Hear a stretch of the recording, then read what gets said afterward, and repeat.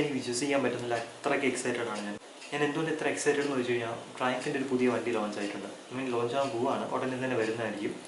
അതൊരു 400cc വണ്ടിയാണ്. അതിൻ്റെ പേര് എന്ന് പറയുന്നത് സ്പീഡ് 400 എന്നാണ്.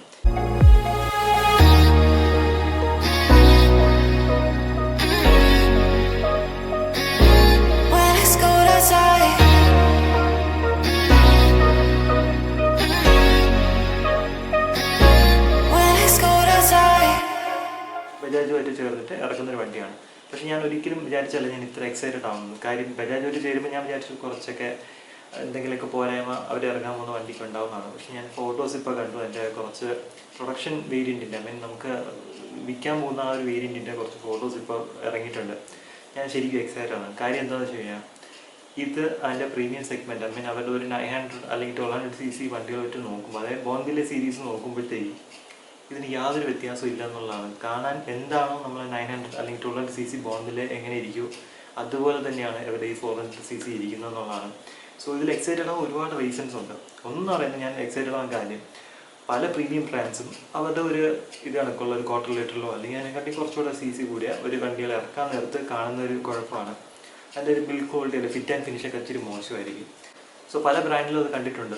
നമ്മൾ ആ വിചാരിക്കുന്ന ഒരു പ്രീമിയംനെസ്സോ ഒന്നും തന്നെ അതിലുണ്ടാകത്തില്ല. എന്തെങ്കിലുമൊക്കെ ചീപ്പായിട്ടുള്ള കോമ്പണൻസ് ഒക്കെ യൂസ് ചെയ്തിട്ട് അതിൻ്റെ ആ ഒരു ക്വാളിറ്റി നമുക്ക് ആ ഒരു ബ്രാൻഡിനോട് തന്നെ എന്താ ഇങ്ങനെ കാണിച്ചതെന്ന് നമുക്ക് തോന്നും. പക്ഷേ ഇവിടെ അങ്ങനെയല്ല. ഈവൻ ബജാജുമായിട്ട് ചേർന്ന് ഞാൻ ബജാജുമായിട്ട് ചേരുമ്പോഴും എന്തെങ്കിലുമൊക്കെ പോരായ്മ കാണും എന്നുള്ള വിചാരിച്ചത്. കാരണം സ്പൈ ഷോട്ടിലൊന്നും അത്ര തന്നെ ഇമ്പ്രസീവായിട്ട് എനിക്ക് തോന്നിയില്ല. ഇറ്റ് ലുക്സ് ലൈക്ക് ഒരു എൻഫീൽഡിൻ്റെ നമ്മുടെ 100ൻ്റെ ഒക്കെ ലുക്ക് ആയിട്ട് എനിക്ക് തോന്നുള്ളൂ. പക്ഷേ എൻ്റെ പ്രൊഡക്ഷൻ വേരിയൻറ്റ് വന്നപ്പോഴാണ് കളി മാറി. ലിറ്ററലി വണ്ടി ഭയങ്കര ലുക്കാണ് കാണാനായിട്ട്. ഭയങ്കര രസമുണ്ട്.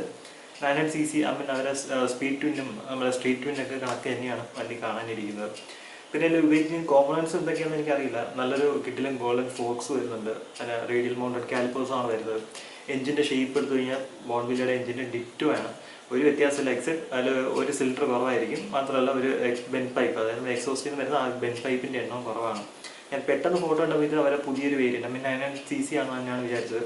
പക്ഷേ അല്ല, ഇറ്റ്സ് 400cc. ഞാൻ ഭയങ്കര എക്സൈറ്റഡ് ആണ്. അതുകൊണ്ട് തന്നെ ഇത് എക്സൈറ്റഡ് ആണെന്നുള്ള രണ്ടാമത്തെ റീസൺ എന്ന് പറയുന്നത് നമ്മുടെ ബോൺവില്ലയുടെ ഒരു സീരീസ് എന്ന് പറയുന്ന ബിൽഡേഴ്സ്, അതായത് കസ്റ്റമായിട്ട് ഇതിനെ മോഡിഫൈ ചെയ്യുന്ന കുറേ ബിൽഡേഴ്സ് ഉണ്ട്, മോട്ടോർ സൈക്കിൾ ബിൽഡേഴ്സ് ഉണ്ട്. നമ്മൾ സ്യൂസ് കസ്റ്റംസ് ഒക്കെ പറഞ്ഞിട്ടൊരു തായ്ലൻഡ് ബേസ് ഉണ്ട്, ഒരു ഷോപ്പുണ്ട്. സോ അവർക്കൊക്കെ സത്യം പറഞ്ഞാൽ ഇതൊരു ഹേവനായിരിക്കും. കാര്യം ഈ ഒരു വണ്ടി കിട്ടില്ല പ്ലാറ്റ്ഫോമാണ് അവർക്ക് ഇതിനെടുത്ത് മോഡിഫൈ ചെയ്യാൻ പല രീതിയിൽ. കാരണം നമ്മൾ ട്രയംഫ് ചെയ്ത് കണ്ടിട്ടുണ്ട്. അവർ ആ ഒരു എഞ്ചിൻ എടുത്തിട്ട് അവർ പല വേരിയൻ്റ്, അതായത് സ്ക്രാംബ്ലർ ആവട്ടെ, അവർ ബോബർ ആവട്ടെ, അവരെ റോഡ് മാസ്റ്റർ എന്ന് പറഞ്ഞിട്ടുള്ള ഒരു ക്രൂസർ ആവട്ടെ, അവരൊരു സിറ്റി ഓറിയൻറ്റഡ് ബൈക്ക് ആവട്ടെ, ട്രക്സ്റ്റൺ ആവട്ടെ, ഒരുപാട് അതിൻ്റെ വേരിയേഷൻസ് ഈ സെയിം എഞ്ചിൻ ജെയ്സിലും വെച്ചിട്ട് അവരുണ്ടാക്കിയിട്ടുണ്ട്. സോ ഇതുപോലെ കസ്റ്റം ബിൽഡ് ചെയ്യുന്നവർക്കും ഒരു പ്രോപ്പർ ഓപ്പർച്യൂണിറ്റി ആയിരിക്കും. കുറച്ചുകൂടെ അഫോർഡബിൾ ആയിട്ട് അവർക്ക് ചെയ്യാനും പറ്റും. സോ അതുകൊണ്ട് തന്നെ ഇതൊരു കിട്ടില്ല വണ്ടിയായിരിക്കും. പിന്നെ ഞാൻ ഫോട്ടോസൊക്കെ കണ്ടിടത്തോളം ഫിറ്റ് ആൻഡ് ഫിനിഷ് അടിപൊളിയാണ്.